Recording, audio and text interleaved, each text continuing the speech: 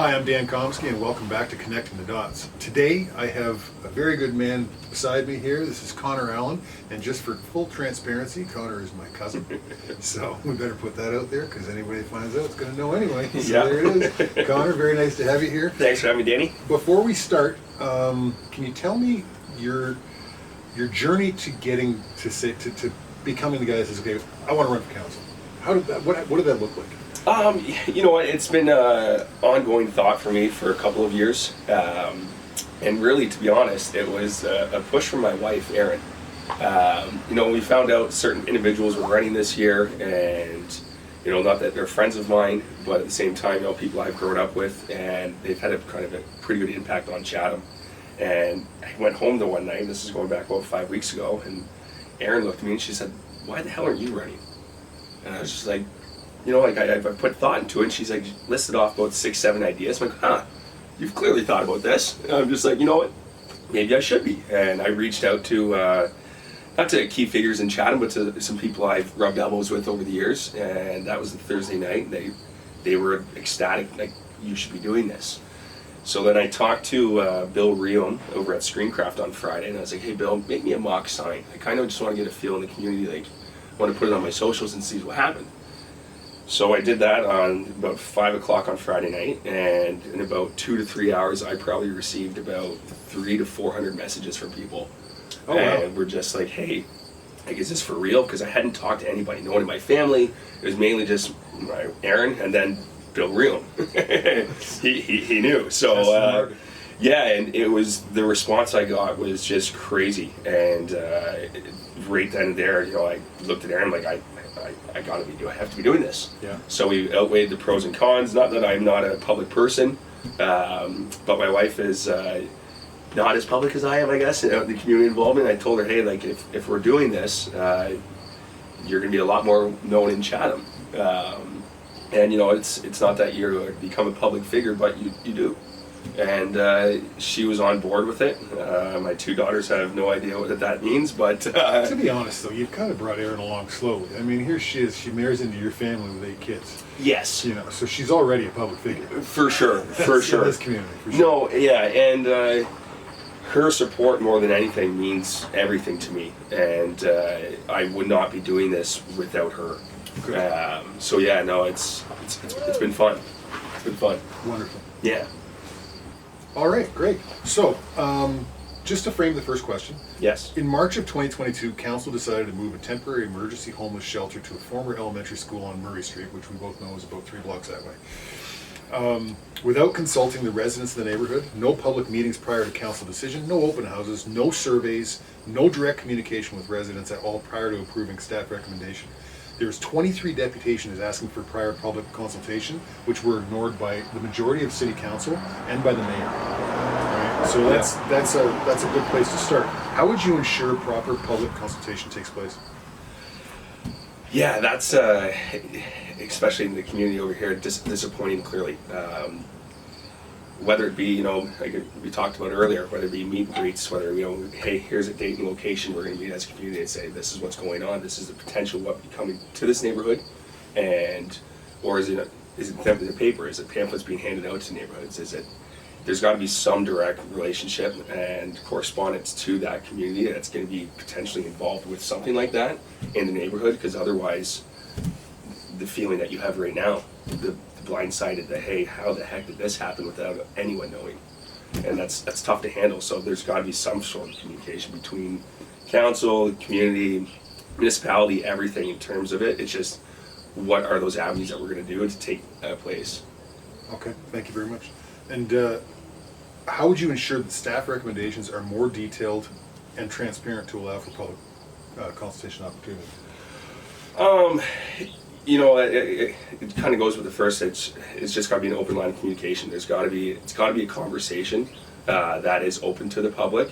And again, whether it's not, we push stuff on internet websites that people are reading for local communication, whether it's going in the newspaper, whether it's, again, just being handed out door-to-door pamphlets that, you get all these real estate things in the mail every time. Why can't we send out something from the municipality saying, hey, this is what's going on, this is potential, that we're going to meet here, and go forward with that. Right, okay.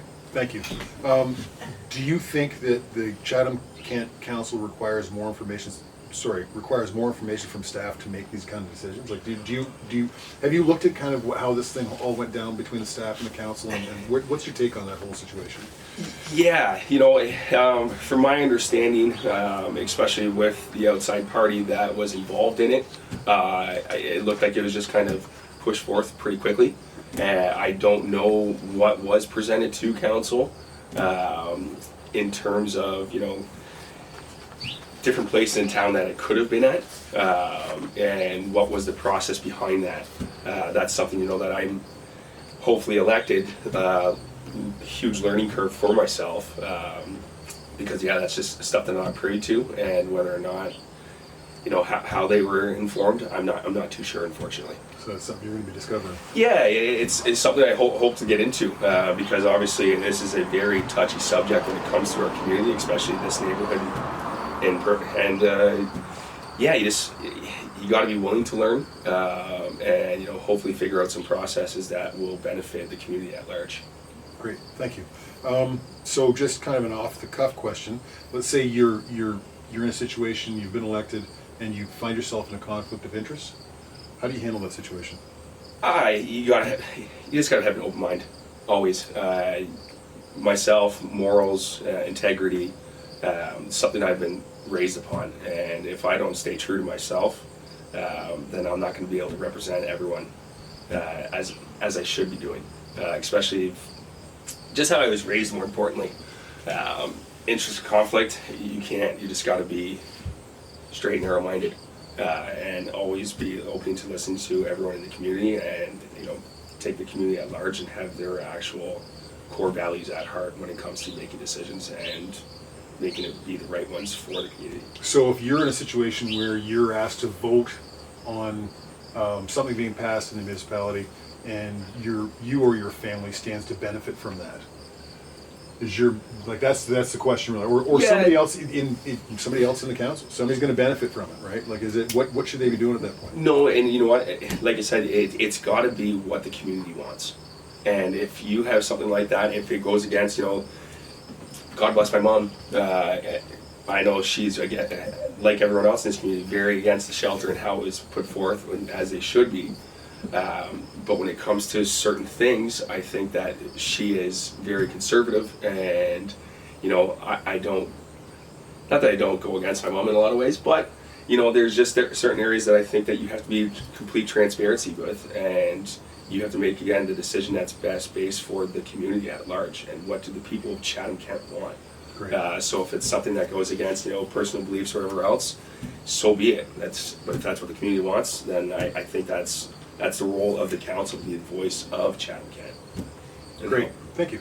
Okay, so regarding the temporary emergency homeless shelter, again, in March 7th of 2022, a staff recommendation to expand facilities and programs at Hope Haven was put on hold to investigate a $1.2 million offer from a secret group of investors to move the shelter away from downtown.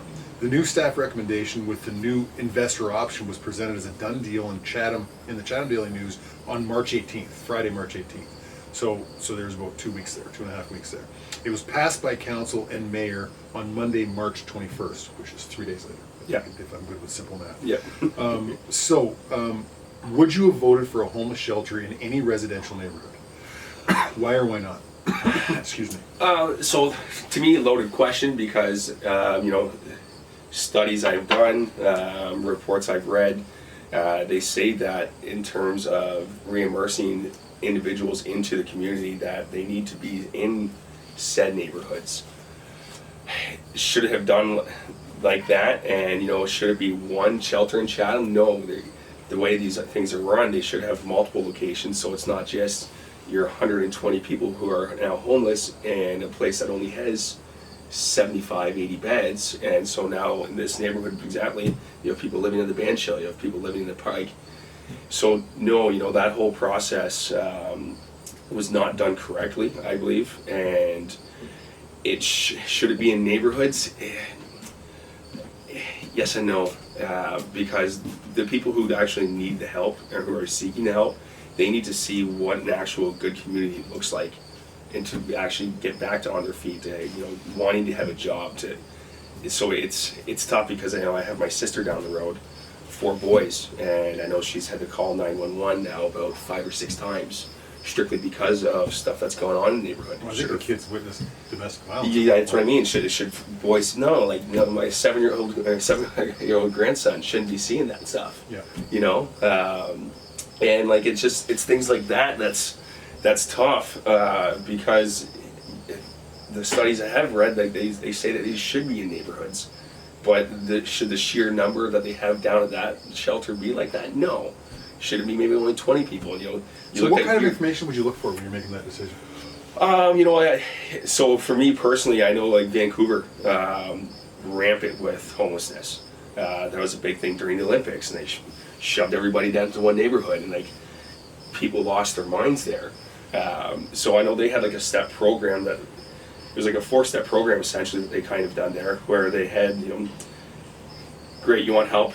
Here's your first level of help. You come in, you do like a not 2 to 3 week course, but you stay at this shelter for so long, and then you get to graduate to go to a next shelter. That's, you know, a little more hands-on in terms of a learning curve in terms of getting jobs, and then you get to graduate to the next shelter, and eventually you're in more towards like geared income housing. So you're not that you're more individualized, but like you're on your own more, say, with a little more kind of guidance to hopefully now that you're at a time point of your recovery slash growth or whatever you want to call it, that you can now get an actual job and become another citizen of the actual municipality. So I something guess like that. If I'm following you, then you're looking outside of the community to find systems that would work inside the community. Yeah, you know, because obviously what we have going on right now, it's not working. And you know, I was actually lucky to listen to Brock earlier, and you know, the One Step Home program that was in the municipality beforehand is kind of a viable option, I think. And whether it is, you know, buying more properties, that so it's not just, hey, here's one and this is what we're doing. It should be spread out across Chatham, because I think that will alleviate a lot of the issues that you see in communities, because it's not one giant hub that is just dispersing out into a local community like yours. Okay, thank you. What kind of services should be available in that community or those communities? So for the homeowners, I mean, obviously we understand there's an issue with homeless people, and there's always going to be poor, and we want to take care of them as best we can. That's just the way the world is. Yep. They've always been poor. There Yep. will always be poor. Yeah, it's recycled for sure. So we know we have that issue. So now, what about the people who are paying taxes, paying their mortgages, bringing their kids to school? What kind of services should be available for those people? Yeah, you know, whether it's a step up, and I don't want to say security, but like police work that's done in a neighborhood that has the potential for more problems. You know, are you guys seeing an increase in, like, you know, even police officers on foot? Is there people on bikes going around? Are you having, you know, like, I know there's, for example, there should be like a needle station. Like there's nothing like that around here, and you know, I actually was tagged in a thing on Facebook 2 weeks ago, or not even about a week ago, with another couple of different counselors, and a lady posted there's a person living in the park, there's needles, their kids are playing there, and it's like, hey, like, what's going on here? So I took it upon myself, and with Carson Warner, and we said, hey, you know what, something got to be done, because I got 4 little nephews that go and play in that park, so we went over and we cleaned it up. Thankfully, Carson had all the proper gear to, you know, take upon ourselves to I don't want to be touching needles, and nor should anyone be around here doing stuff like that. So it's whether there's programs like, you know, like the Rock Mission, for example, like those guys are trying to help people, and they know them on like a name-to-name basis. So is it going to be more programs like that that are kind of, you know, enforced in that area, or is it the security? There's 900 different things it could be. But how much more money are we investing into that so that these programs can be available for neighborhoods? Is it heightened EMS? Is it multiple different things? It could be just what are we doing? Right. You know, like it's a fine line, and I don't know if that's something that is voted on by council, if that's something that is pushed forth from, you know, you guys. Like, what do you want to see done? You know, it's tough. It's a tough answer.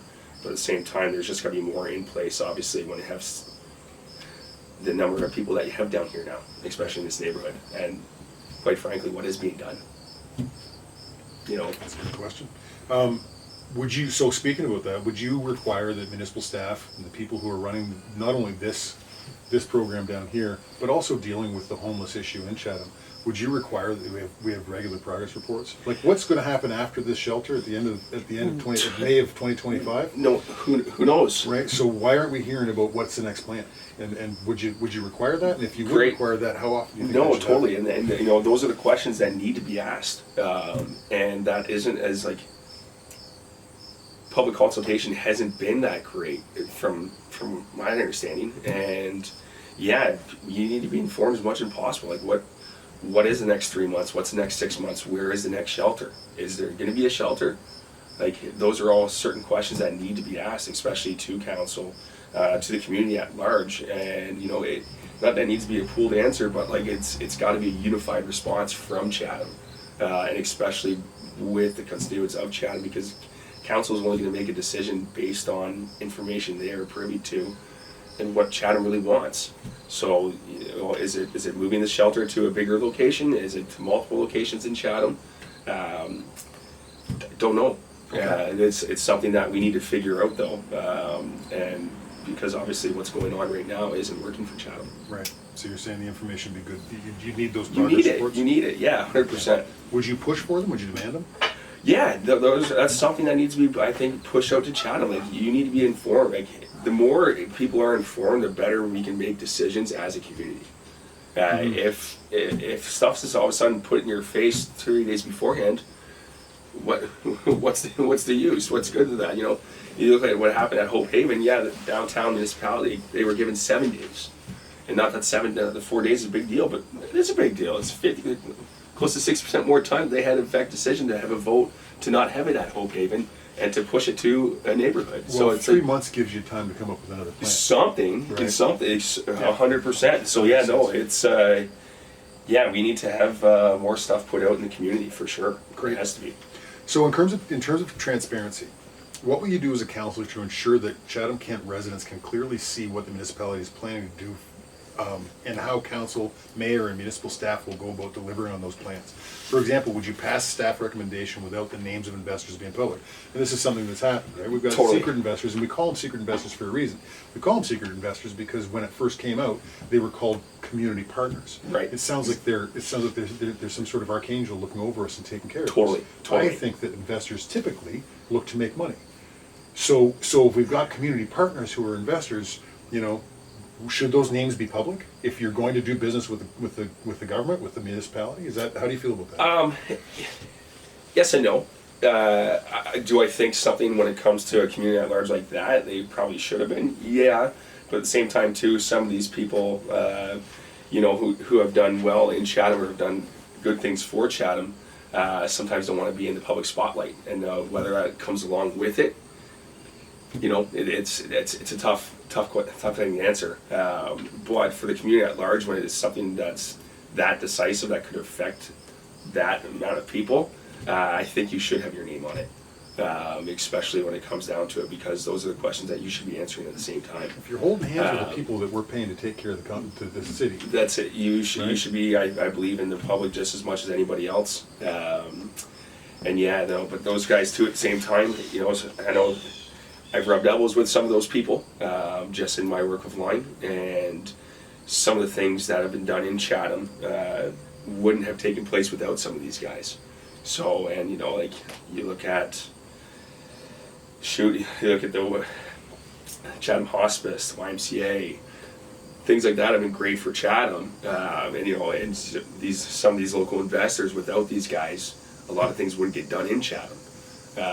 And that's just how. so how much power should that give them, I guess is my question. That's Right? what Do you I let mean. them- You know, do you let that's these private investors influence public policy? Because we are. essentially that's what I mean, and that's where the big gray line is in Chatham, because it's, you know, Chatham wouldn't be where we are in a lot of certain economically, like just a lot of different aspects without these guys. And so when it comes to a situation like this, it's tough not to have the influence from them, but at the same time too, it should be held responsible for things that have gone on. So it should be public information, I think, when it comes to something like this that's aggressively known in the community.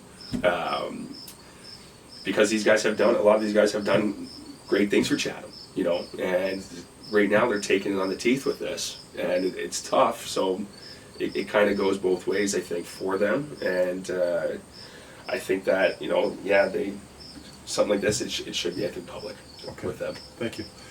So regarding homelessness in Chatham-Kent, it's not unique to Chatham-Kent. Obviously, communities across the country are struggling with this problem, and it is a problem, and we understand it's a problem that we have to look at. So with that in mind, what do you think are the leading causes of homelessness in Chatham-Kent? Oh yeah, housing affordability is definitely one of the top things. Supply and demand. It's not a simple answer, but it kind of is. Right now, the housing market is insane. Who can afford to rent in Chatham? Places have gone up from $700 a month to $1,400, $1,500. People just working part-time jobs or even minimum wage jobs, they can't afford that. You know, I had the great listening to Brock. He talks about relationships and families. You get divorced, wife takes kids. All of a sudden, you know, things aren't too financially set for yourself. Oh, you can't afford rent. Broken up relationships. When it comes to actually, like, I grew up with people who had, I don't want to say tough parents, but it was tough love parents. Didn't see eye to eye. All of a sudden, now you're 18 making your own decisions. You're not working, you're still in school, and you're being forced out and you don't have anywhere else to go. All these different things have affected homelessness, and then, you know, there's a stigma when it comes to about drugs and relationships and stuff like that. People have made life choices, unfortunately, that kind of gone hand in hand when it comes to being homeless, and it's hopefully having the right avenues to try and help these people. So what avenues would you like? How much thought have you put into solutions? How would you handle the homelessness issue? You know, like I've said, I think having the different levels and different pockets of shelters, and hopefully programs that can, like the Rock Missions, where people are trying to help people get reimmersed back into society. You know, drug addiction is a big thing, but at the same time too, having a job is half the battle for a lot of these guys. A lot of these people don't have jobs. What infrastructures are we building in Chatham for the next 5 to 10 years that are going to help people get jobs in Chatham? You know, Chatham-Kent's growing. We have about 2,500 houses / condos being built in Chatham in the next 2 to 3 years.